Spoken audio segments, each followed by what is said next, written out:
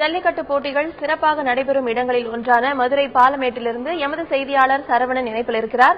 வணக்கம் சரவணன். இப்போ ஜல்லிக்கட்டு போட்டி நடத்துறதுக்கு மத்திய அரசு அனுமதி அளிச்சிருக்காங்க. இது குறித்து அங்குள்ள மக்கள் என்ன தெரிவிக்கிறாங்க? அவங்களோட மனநிலை இப்ப எப்படி இருக்கு? மதுரை மாவட்டத்தில் சிறப்பு உலக புகழ் பெற்ற ஜல்லிக்கட்டு போட்டியானது 3 இடங்களில் நடக்கும். அவனியாபுரம், பாலமேடு மற்றும் அலங்காநல்லூரில் நடக்கும். இந்த 3 ஜல்லிக்கட்டுகளும் கடந்த ஒரு வருடம் நடக்கவில்லை. இதையடுத்து பல்வேறு போராட்டங்கள் நடந்தது. இன்று கூட பாலமேடு பகுதியில் இருக்கக்கூடிய பாலமேடு பகுதி ஊர் பொதுமக்கள் மற்றும் மடத்து கமிட்டியினர் உண்ணாவிரத போராட்டம் தற்போது இருந்து வந்தனர். காலை 9 மணிக்கு இந்த உண்ணாவிரத போராட்டம் தொடங்கிய சற்று நேரத்தில் தற்போது சற்று முன்பு இதற்கான நோட்டிபிகேஷன் அனுப்பப்பட்டுள்ளதாக வெளியிடப்போவதாகவும் விரைவில் முறைப்படியான தகவல் வரும் என்ற மத்திய அரசின் உத்தரவு அந்த அறிவிப்பை தொடர்ந்து பொன் ராதாகிருஷ்ணன் அறிவிப்பதை தொடர்ந்து இங்கு சற்று கொஞ்ச நேரத்துக்கு முன்பு விழாக்கோலம் கொண்டது என்று சொல்லலாம். இந்த வாடிவாசல் பாத்தீங்கன்னா மிகப்பெரிய வாடிவாசல், பாலமேடு வாடிவாசல். இந்த வாடிவாசல் நம்ம நிற்கிறோம். இந்த வாடிவாசல்ல மக்கள், அதாவது ஊர் பொதுமக்கள் மற்றும் இளைஞர்கள் கூடி பட்டாசுகளை வெடித்து தற்போது கொண்டாடினார்கள். மேலும் இந்த உண்ணாவிரத போராட்டத்தை தற்போது விலக்கிக் கொள்வதாக அறிவித்திருக்கிறார்கள். மேலும் கடையெடுப்பு போராட்டம் நடந்தது. இந்த கடையெடுப்பு போராட்டம் இனி தேவையில்லை, அனைத்து வர்த்தக நிறுவனங்களையும் திறந்து கடை வியாபாரம் செய்யுமாறு சற்று நேரத்துக்கு முன்பு அறிவித்தார்கள். தற்போது இவர்கள் விழா உச்சத்திற்கே சென்றிருக்கிறார்கள். வரும் 16ஆம் தேதி பாலமேட்டில் ஜல்லிக்கட்டு நடக்க இருக்கிறது.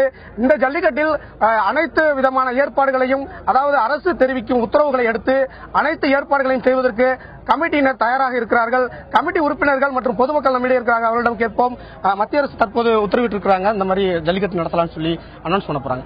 இப்போ 14ஆம் தேதி ஜல்லிக்கட்டுக்கு நீங்க தயாராயிட்டீங்களா? இந்த இதை எப்படி பாக்குறீங்க? தயாராயிட்டோம். நாங்க எங்களுக்கு தமிழர்களின் வீரத்துக்கும் கலை, இலக்கிய, பண்பாட்டுக்கும் பாரம்பரியத்துக்கும் கிடைச்ச வெற்றியை நாங்கள் கருதுறோம். இதை அளித்த மத்திய மாநில அரசுகளுக்கு இந்த நேரத்தில் கோடான கோடி நன்றிகளை தெரிவித்துக் கொள்கிறோம். இதே மாதிரி இந்த ஜல்லிக்கட்டு விழா தொடர்ந்து நடைபெற மத்திய மாநில அரசுகள் தொடர்ந்து எங்களுக்கு ஆதரவு கொடுக்கணும்னு நான் கேட்டுக்கிறோம். இந்த ஜல்லிக்கட்டு போட்டி இப்போ ஒரு வருடம் நின்றது போல மேலும் நிற்கக்கூடாது. தொடர்ந்து ஜல்லிக்கட்டு போட்டிகளை நடத்துவதற்கு அரசு முறையான சரியான ஒரு சட்ட நடவடிக்கை எடுக்க வேண்டும் என்பது பொதுமக்கள் மற்றும் விளையாட்டு கமிட்டியினரின் கோரிக்கையாக இருக்கிறது. சரவணன், ஜல்லிக்கட்டு பேரவையினர் அங்க இருக்காங்களா? அவங்க இதை குறித்து என்ன சொல்றாங்க? அங்க இருக்கிற மக்கள் இப்ப இது குறித்து என்ன சொல்றாங்க? எவ்வளவு உற்சாகமா அவங்க இருக்காங்க? அதை பத்தி கேளுங்க.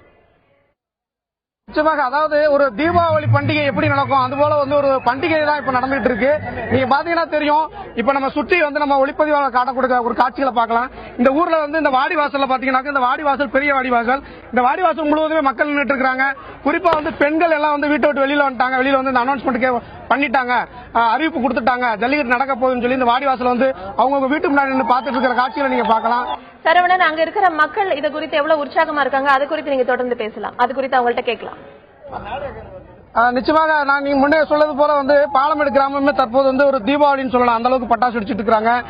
இதுல பாத்தீங்கன்னா மடத்து கமிட்டியினர் மற்றும் வர்த்தக நிறுவனங்கள் மற்றும் விளையாட்டு, அதாவது மாடுபிடி வீரர்கள் மற்றும் மாடு வளர்ப்போர் மற்றும் இந்த சுற்றுப்பகுதியில் இருக்கக்கூடிய கிராம மக்களும் பாத்தீங்கன்னா, கிராம இளைஞர்கள் அங்கங்கே சற்று நேரத்துக்கு முன்பு அவர்கள் வந்தார்கள். இந்த பாலமேட்டில் என்ன நடக்கிறது, உண்ணாவிரதம் எப்படி நடக்கிறது, கடையடைப்பு எப்படி நடக்கிறது என்றெல்லாம் பார்த்து விட்டு போக வந்தவர்களும் தற்போது இந்த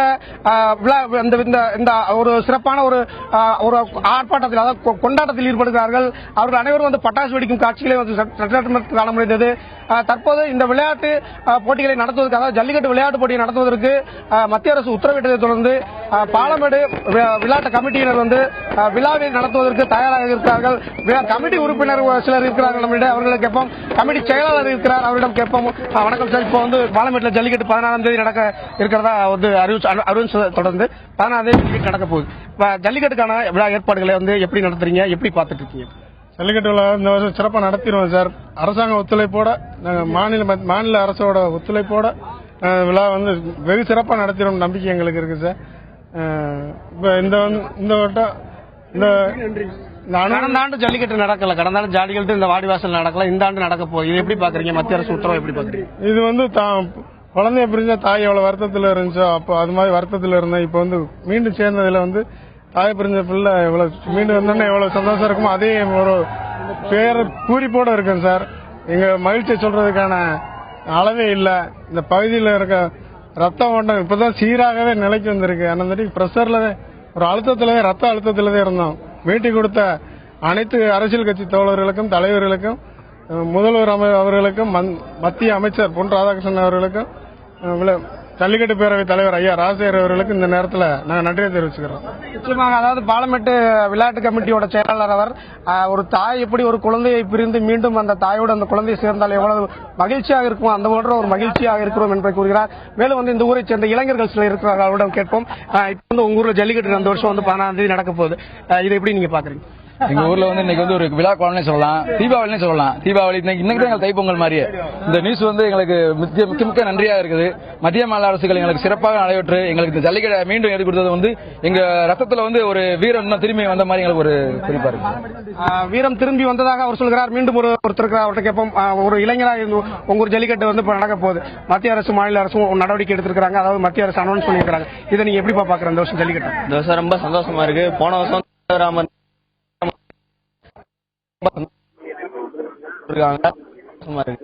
நடக்கும் போதுங்க இவ்வளவு நாள்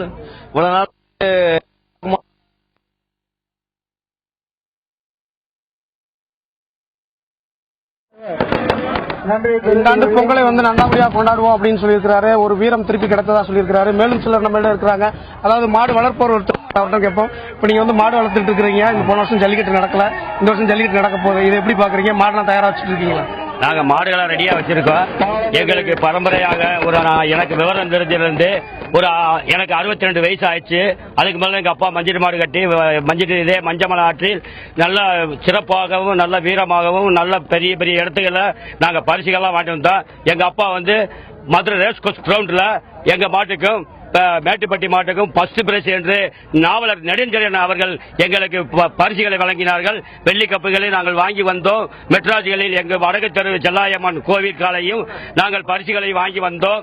அதுக்கு பின்னாடி என்னுடைய மாடு நானும் வளர்த்து மஞ்சட்டுகளில் பல மஞ்சட்டுகளில் நான் மஞ்சட்டு மாடாக உரிவிட்டு எனக்கு நல்ல புகழும் நல்ல பேரும் கிடைச்சது. அதுபோல எங்க ஊரில் இதுவரை நல்லபடியா மஞ்சள் நடந்தது. ஒரு வருஷம் மட்டும் மஞ்சள் நடக்காம இருந்ததால் எங்களுக்கு ரொம்ப மன வருத்தமா இருந்துச்சு. அதனால நாங்க எல்லாம் ரொம்ப மனசு சங்கடப்பட்டு இருந்தோம். இந்த வருஷம் எல்லா பேரும் சேர்ந்து நாங்க இன்னைக்கு உண்ணாவிரத போராட்டம் இருந்தோம். எங்களுக்கு அரசு மூலியமாக இப்ப எங்களுக்கு நல்ல மஞ்சள் தபால் தெரிந்துவிட்டது. அதனால் நாங்கள் ரொம்ப மகிழ்ச்சியுடன் தெரிவித்தோம். எங்கள் மக்கள் மனைவிகள்லாம் பொங்கலை நல்ல சிறப்பாக கொண்டாடி வரும் எங்கள் சொந்த சொத்துக்களை கூப்பிட்டு எங்களுக்கு நாங்க விருந்து அழைப்போம். அவங்க எல்லாம் எங்க மனமாற வாழ்த்துவார்கள். எங்க பக்கத்து ஊராளர்களுக்கு நல்லபடியா நாங்க ஜல்லிக்கட்டு பேரமைப்பை சேர்ந்தவர்கள் இருக்காங்கல்ல, அவங்க இது குறித்து என்ன சொல்றாங்க, என்ன மாதிரியான ஏற்பாடுகள் செஞ்சிருக்காங்க இப்ப நடைபெற இருக்கிற ஜல்லிக்கட்டுக்கு, இது குறித்து கேட்டு சொல்லுங்க. நிச்சயமாக, அதாவது ஜல்லிக்கட்டு போட்டி வந்து இங்க வந்து மதுரை மாவட்டத்தை பொறுத்தவரை 3 சிறப்பு வாய்ந்த ஊர்கள். அவனியாபுரம் வரும் 15ஆம் தேதி ஜல்லிக்கட்டு நடக்கிறது. அதை அடுத்து வந்து மறுநாள் 16ஆம் தேதி பாலமேட்டிலும் 17ஆம் தேதி அலங்காநல்லூரிலும் இந்த ஜல்லிக்கட்டு போட்டிகள் நடக்க இருக்கிறது. இந்த போட்டிகள் பாத்தீங்கன்னா நம்ம நிக்கக்கூடிய இந்த பாலமேடு வாடிவாசல் பகுதியில் நம்ம நிக்கிறோம். இங்க வந்து சற்று நேரத்துக்கு முன்பு தீபாவளி போல கொண்டாடினார்கள் இந்த அறிவிப்பை. இந்த நிலையில வந்து இப்ப இன்று 8ஆம் தேதி என்ற அறிவிப்பு வந்திருக்கிற சூழ்நிலையில் இன்னும் 7 நாட்களே இருக்கிறது இந்த வாடிவாசலில் காளைகள் சீறி பாய்வதற்கு. அதற்கான ஏற்பாடுகள் எந்த அளவுக்கு செய்யப்பட்டுள்ளது என்பது குறித்து இந்த விழா கமிட்டியினர் நம்ம அவர்களிடம் கேட்போம். இப்போ வந்து இந்த ஒரு 7 நாட்கள் தான் இருக்கிறது. இந்த 7 நாட்கள்ல வந்து இந்த ஜல்லிக்கட்டு போட்டியை நடத்துவதற்கான ஏற்பாடுகள் முழுவீச்சில் நடக்கிறதா? இதை நீங்க வந்து எப்படி நீங்க வந்து விரைந்து செயல்படுத்த போகிறீர்கள்?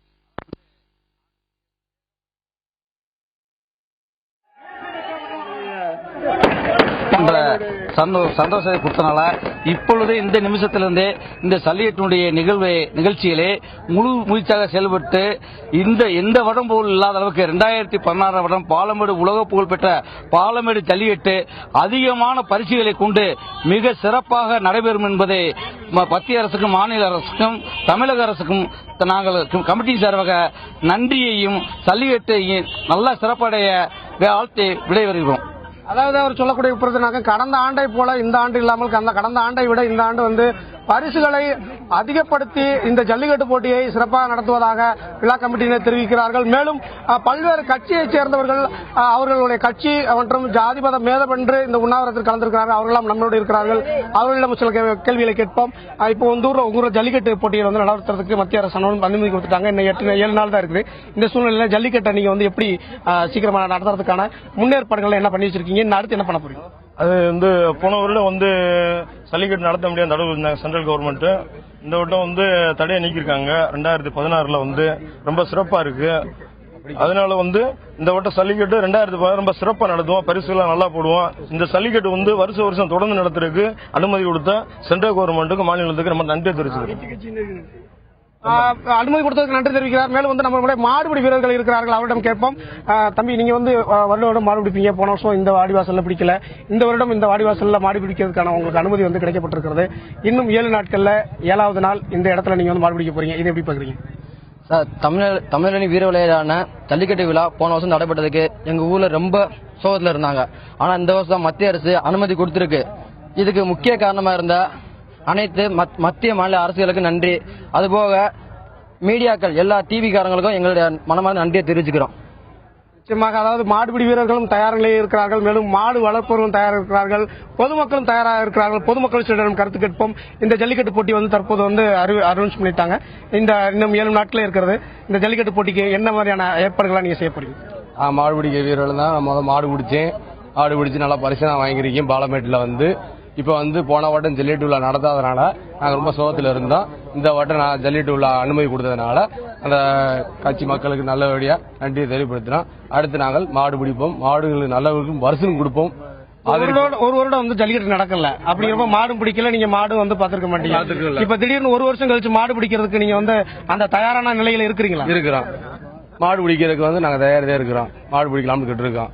வார மாடுகளுக்கு பாலமேட்டில் இருக்குள்ள பரிசுகள் நிறைய அள்ளி கொடுக்கலாம் நாங்கள் இருக்கிறோம். நிச்சயமாக, அதாவது மாடுபிடி வீரர்கள் 1 வருடம் ஆனாலும் தங்களது திறமையில் நம்பிக்கை இருக்கிறது. மாட்டை வந்து இந்த வருடமும் பிடிப்போம் என்ற ஒரு ஆர்வத்தில் இருக்கிறார்கள்.